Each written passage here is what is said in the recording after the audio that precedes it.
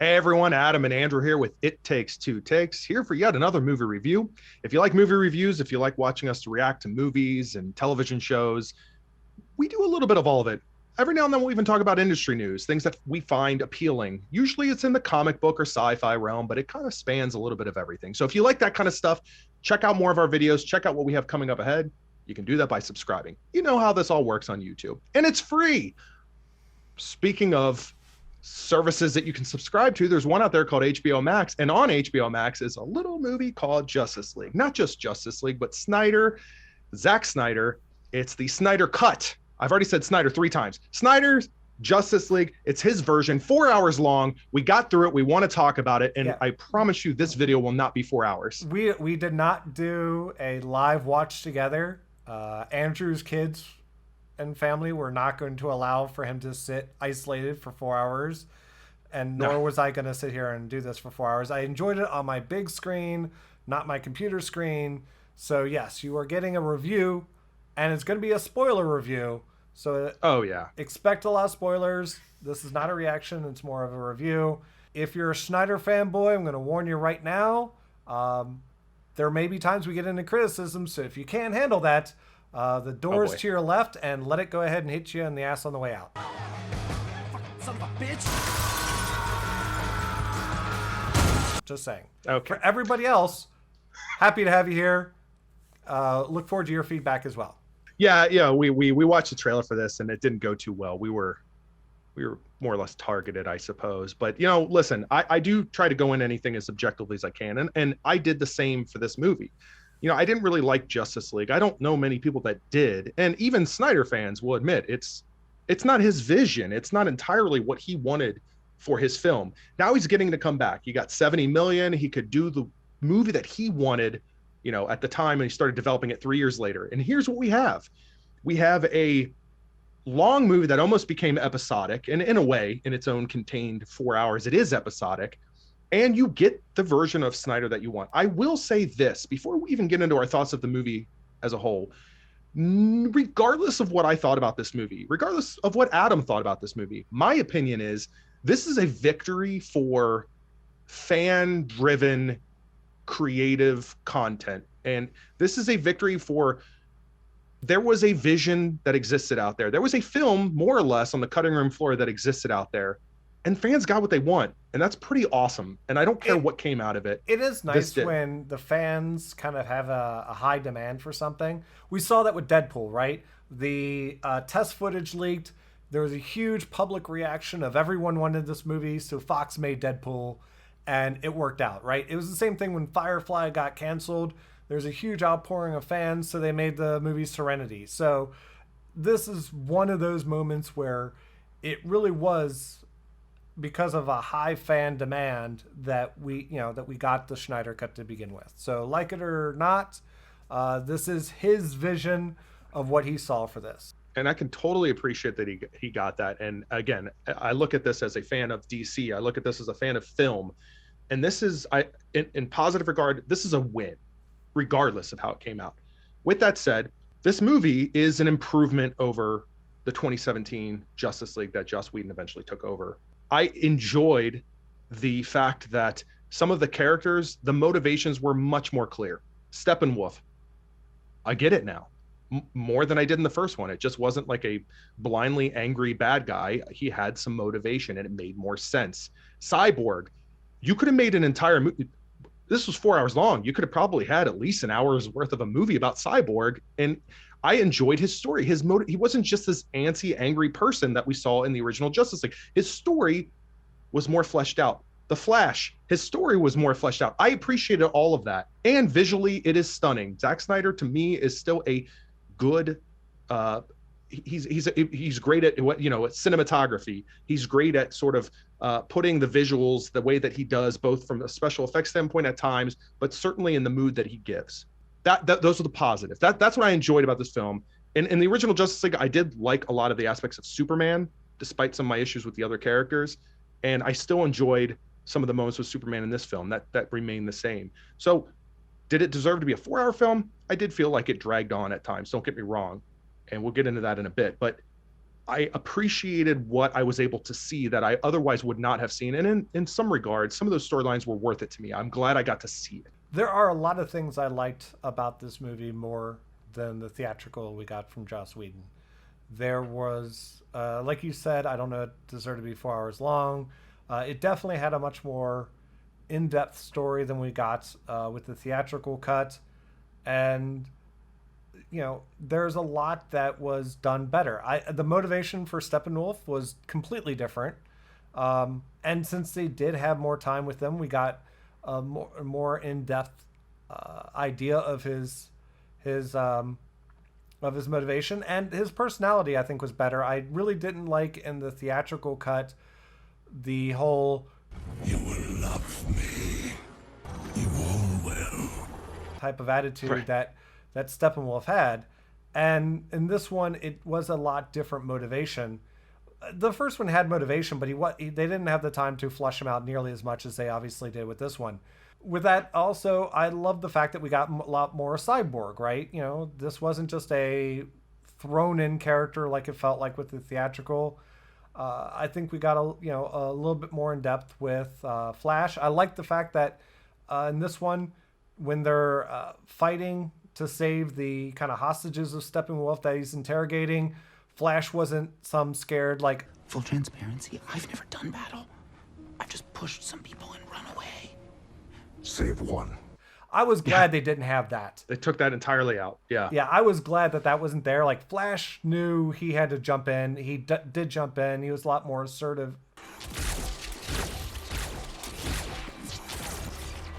One of the things I was worried about was the black costume.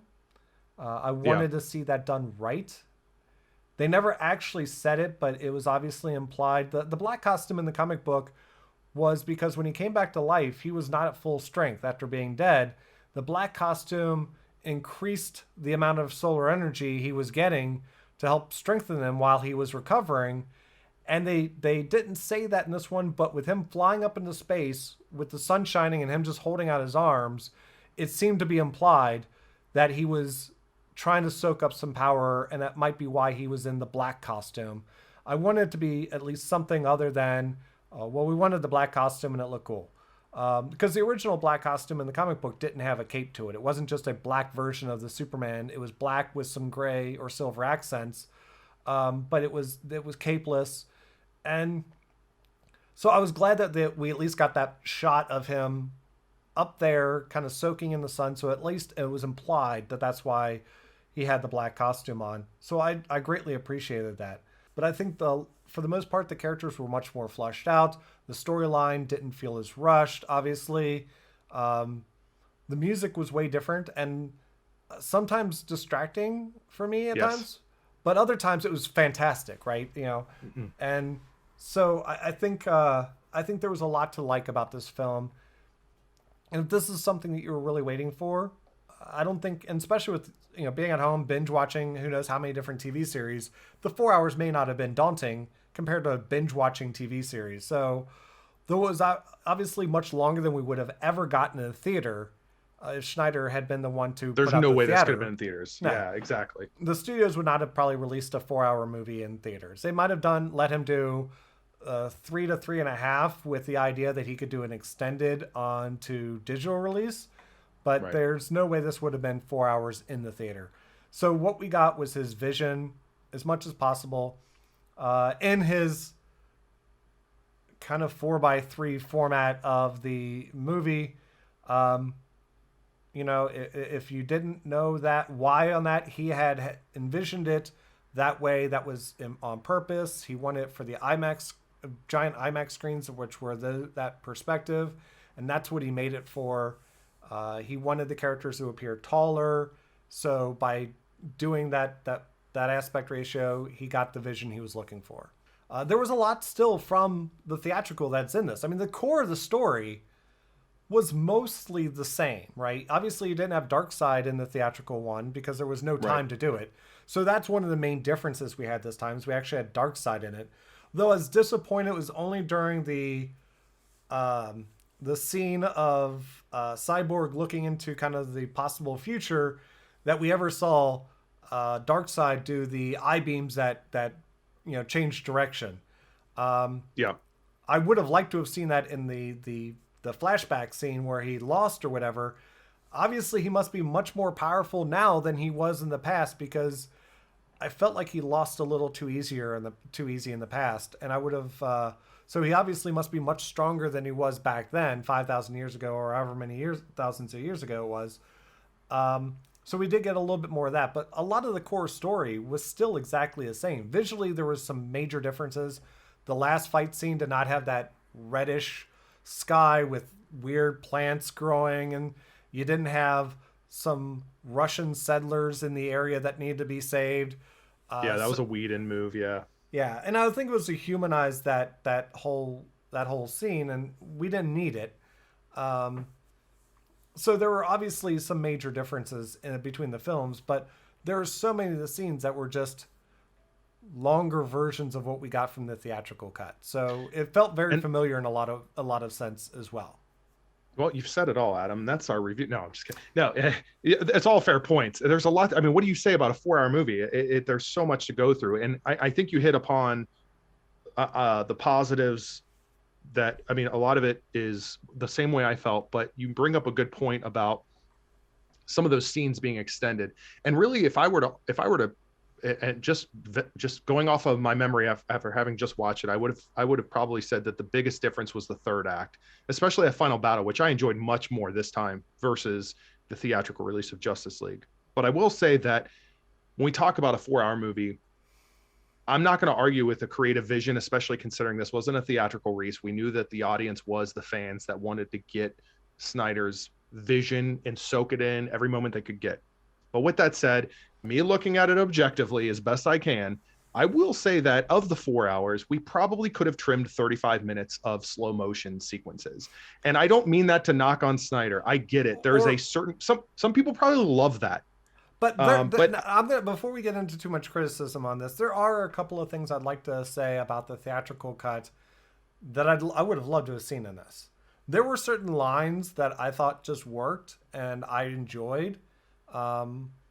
One of them, ones that pop into my head, is after Superman's back to life, they're in the fields, he's talking to Lois, and his mom's approaching. In the theatrical cut, before she even approached, he recognized, You called Mom. You know, and I liked that little moment of him knowing she was coming before she arrived. I know that was a Whedon thing to do, but I enjoyed that.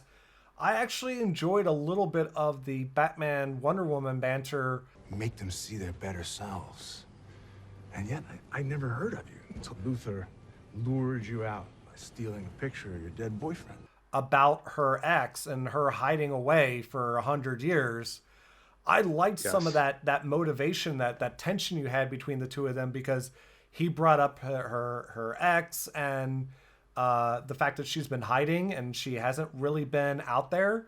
So there were certain little things that more dialogue from a dialogue standpoint that I did enjoy in the Whedon version. But it had its flaws. I mean, I hated the brunch thing. It was just like brunch. Like, what is brunch?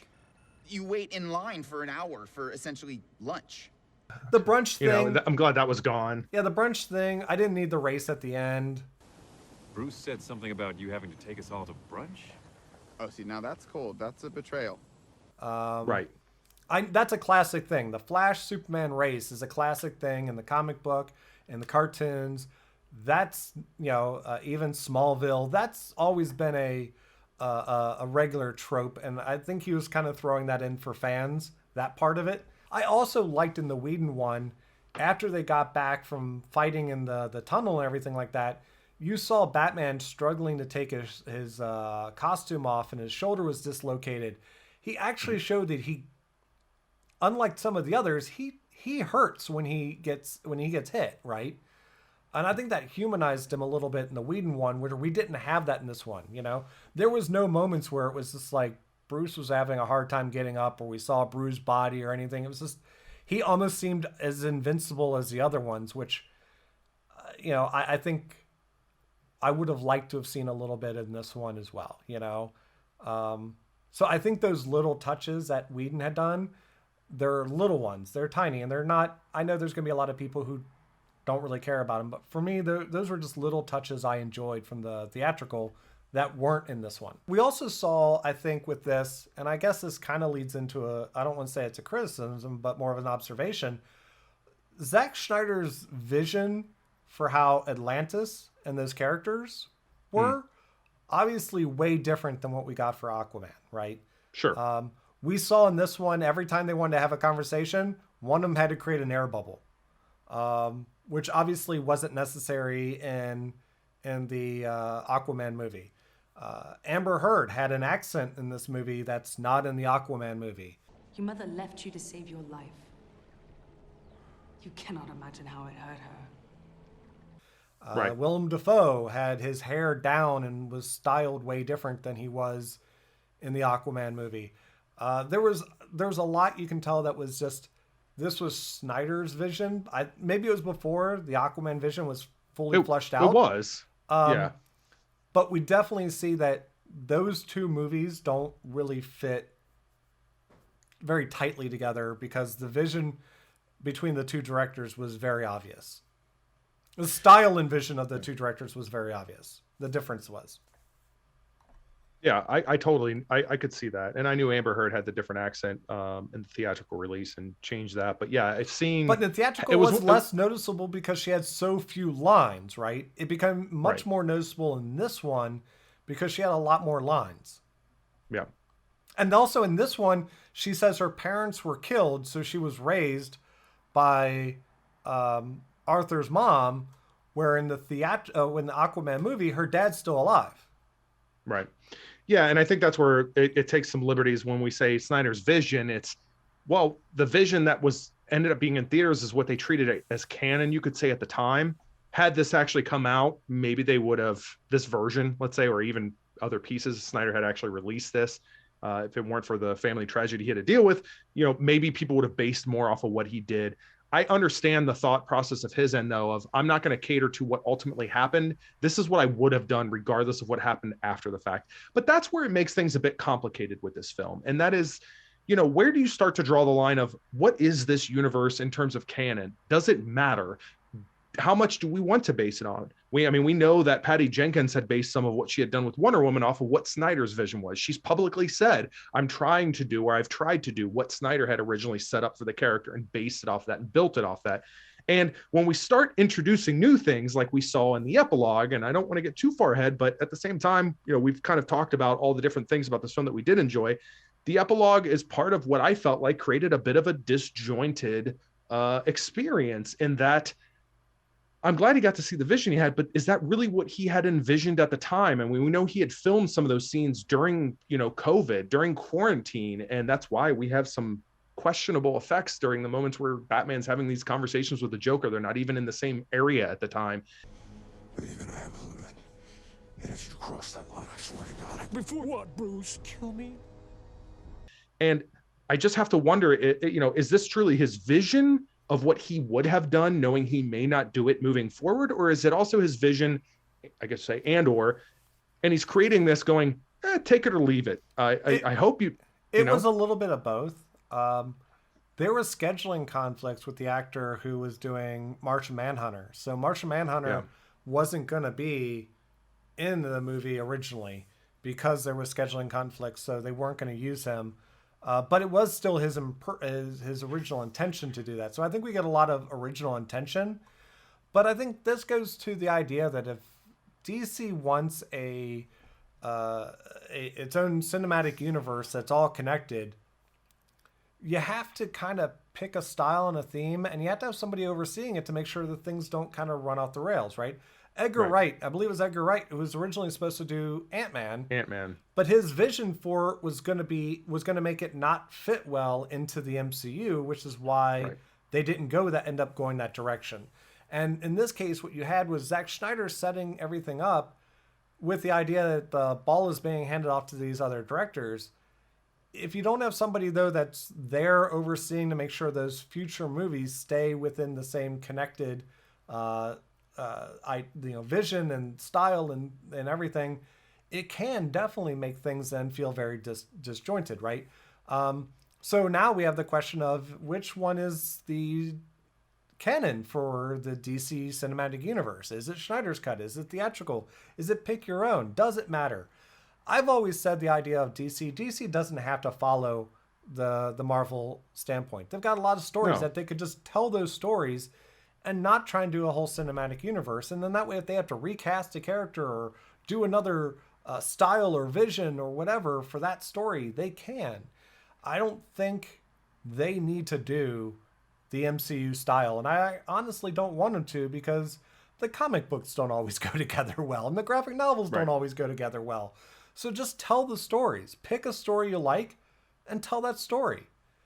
If you can keep the same actor and you want to keep a long-going storyline because you're going to keep the same director, writers, and actors, cool. But if not, pick a story from the canon that you really like and tell that story.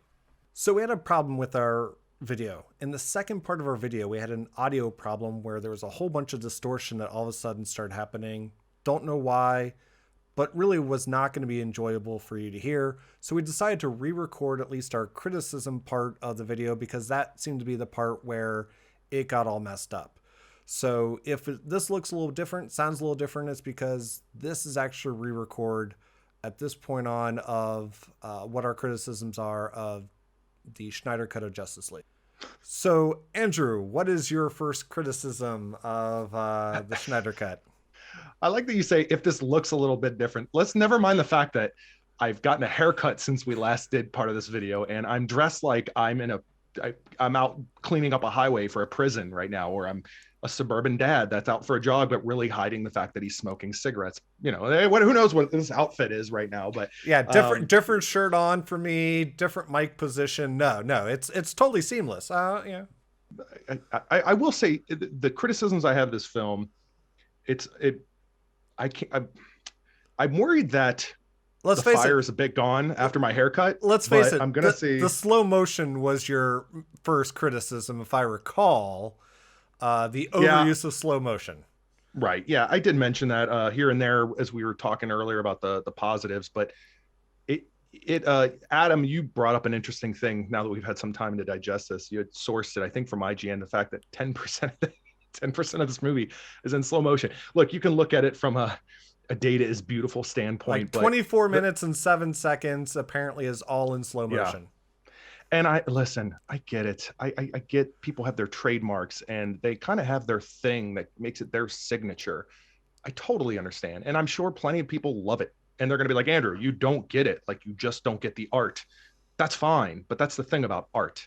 It's very, it's up to the artist to deliver something that I am going to enjoy or someone would enjoy, and they have the right to those opinions. And to me, the slow motion portion of this just was overkill. It was almost a parody. It could have been much worse. Don't get me wrong, but I'm sorry, when there are scenes where Cyborg has a flashback when he's in high school and the entire play on the field is in slow motion. It got to the point where I'm like, why are we doing that for this? How many times do I need to see Jason Momoa slowly taking his sweater off and waves crashing all over his half naked body over and over? Like, I get it. And I think there's a time and place for those scenes. But at the very end, or not the very end, because that's a relative term when you're watching this film, there's a lot of very ends.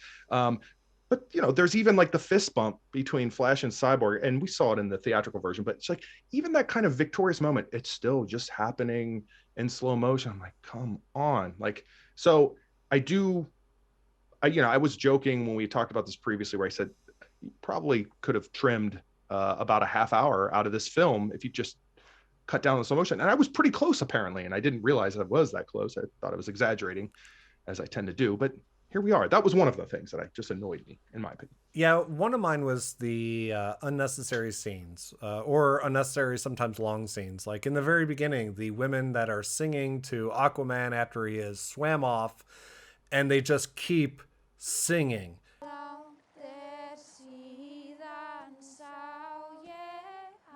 As Bruce Wayne walks through them, and it just, it was just so long and unnecessary. And I get that the Flash scene with Iris was supposed to be setting up for the Flash movie. I get that. But when you know your video is not going to be canon and they've already got new plans for a Flash movie, don't use it, because you didn't really need it for the context of the story, and you didn't really set up anything significant about Iris for this story. So him saving Iris while on a job interview was completely unnecessary to the story. And again, I get that originally this was going to set up for the Flash movie, but let's face it, what we're getting right now was not going to be canon. Warner Brothers wasn't going to treat it as that. I don't think we really needed that scene, and all it did was lengthen it. Again, I get that with it being, direct to streaming on HBO Max and people binging a whole lot of stuff, 4 hours probably wasn't that big of a deal for a lot of people, but it still was totally unnecessary, and I think it dragged out the film a bit. And, as we look at some of those scenes, I thought it was completely unnecessary. And I think, as you said with the slow motion, when you add that into some of these unnecessary scenes, it's ultimately what makes it too long to have ever been a theatrical release to begin with, right? Because no way Warner Brothers was going to put it in that length. So yeah, I also was not a fan of the mother boxes in this film. Right. The use of the mother boxes. I get in the comic books, mother boxes have had a wide variety of use. They've been used a lot of different ways. They've been, a lot of different shapes. But in more modern times, mother boxes are small and they're generally used for opening a boom tube. One of them would create a boom tube between Earth and Apocalypse that Darkseid could walk through. So needing all three of them to come together to create that way for Darkseid to come through wasn't really my cup of tea, based on just being a fan of a lot of the newer stuff with this. I mean, you could look at the animated film Justice League War and see a great example of how those boom tubes are done with those mother boxes. And so, yes, you need one to create Cyborg, but you don't need three of them to bring Apocalypse, or to bring Darkseid from Apocalypse to Earth. So for me, I think that was one of my annoyances with this film. I don't know, what else bothered you about this film? Because I feel like there was probably more. I mean, it's not like we're out for a hunt on this, but I mean, realistically, when you're faced with a 4-hour experience, there are just things start to become more and more apparent as you go through it. I just think overall, I kind of mentioned, you talked about the the soundtrack of this film. There were things that you did like, but then there were moments where it just didn't make any sense. And I felt the same way. Some of it just didn't fit for me. I like that they took a chance on a few things, but it just didn't work overall. I couldn't take the Amazonian chanting every single time that anyone was on screen. It was just with Wonder Woman and really any of the Amazons. It was just like, I get it. And, and that's not on Snyder. It's not that I'm just talking about this as a film as a whole. It just didn't always work. And I've never been shy about saying that I did not personally like Man of Steel. I did not think that was a good representation of Superman's backstory. And I was totally okay with Man of Steel, for the record. I did not like Batman v Superman either. I wasn't a huge fan of that now.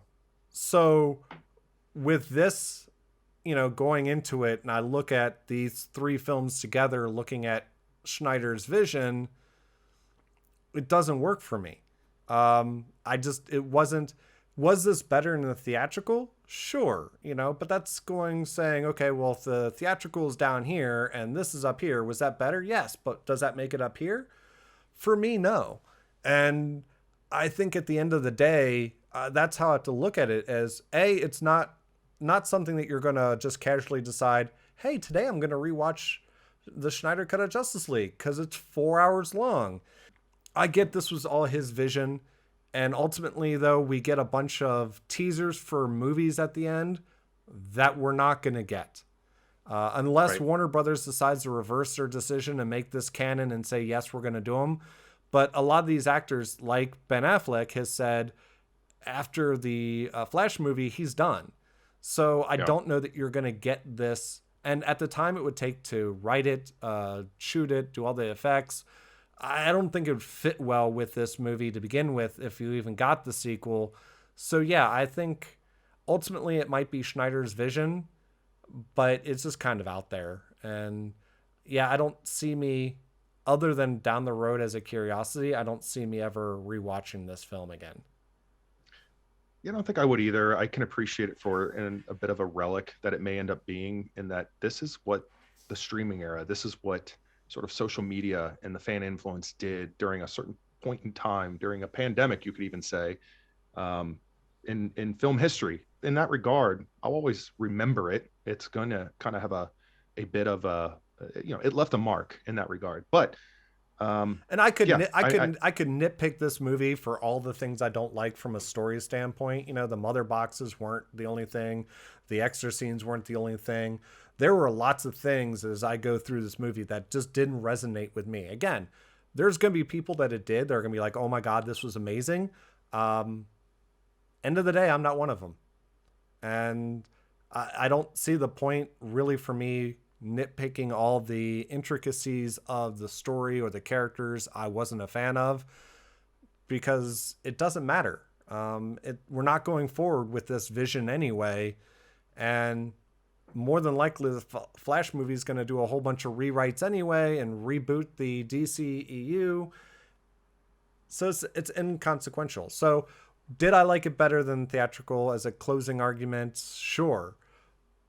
Did I like it overall, though, to say this was a great movie and, he has redeemed himself in the DC universe for me? No, it's not.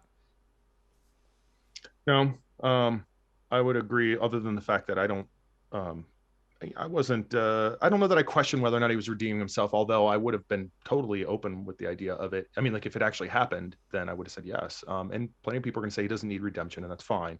But for the characters that I grew up loving, and the stories that I want to see and the characters that I want to see on screen, it just never really completely aligned with what I wanted. And that's fine. I was interested in seeing how it would develop over time. If he truly got to see things end to end, I would have kept checking it out. There's a reason we do that. I hear the argument, if you don't like it, don't watch it. But why would I do that? If I just watched everything that I assumed I would like, then I would never get to try new things or try different ideas or perspectives. So that's why I watch this. And again, I like the characters. I have a very close history with growing up and reading the comics. Like, enough of that. I'm just saying, I'm just calling it out before it happens. I will say that I agree. I agree that this was, it was an interesting experiment. I'm glad I got to see what would happen in this circumstance. It's not hypothetical. It actually happened. It's really cool to see that happen. And I probably wouldn't go back to watch this either. I'm glad I saw some of the stories with some of the characters. I like the cyborg aspect of this, but it's just something, it's a bit of an endeavor that I just don't think I want to climb into anytime soon. I'm not going to say they're perfect, but I actually enjoy a lot of the animated Warner Brothers DC movies that they've done. I mentioned Justice League War. If you want a kind of a apocalypse Justice League forming type of movie, Throne of Atlantis, if you want an Aquaman origin story where the mom doesn't miraculously come back to life. There's also other movies that have apocalypse in it, like Superman Apocalypse. There are, plenty of great animated films that you can check out if you're interested in seeing more of the storylines. If you're not a fan of Batman v Superman and you're disappointed by Doomsday, Death of Superman, the animated movie, and Reign of the Supermen is a great 2-part storyline that you could do that's a lot closer aligned to the comic books if you'd like to give that a try. So there are lots of other great DC, in my opinion, great DC stuff that's coming out. It's just the live action, at least with this and Snyder, it didn't do it for me. So I'd love to hear your opinions at this point, and drop us some comments, like, share, subscribe, all that fun stuff. But I'd love to hear your opinions. And if you had some scenes that really worked for you or maybe didn't work for you, leave some comments below. And until our next video, this has been Adam and Andrew with It Takes Two Takes. Hey everyone, Andrew with It Takes Two Takes. We're playing some royalty-free music, so don't even bother Shazamming that one. We got videos over here I think you're gonna enjoy, and there's a button over here I'm gonna enjoy. Let's make this all work together, right? Please subscribe, check out what else we have going on. Thanks for watching.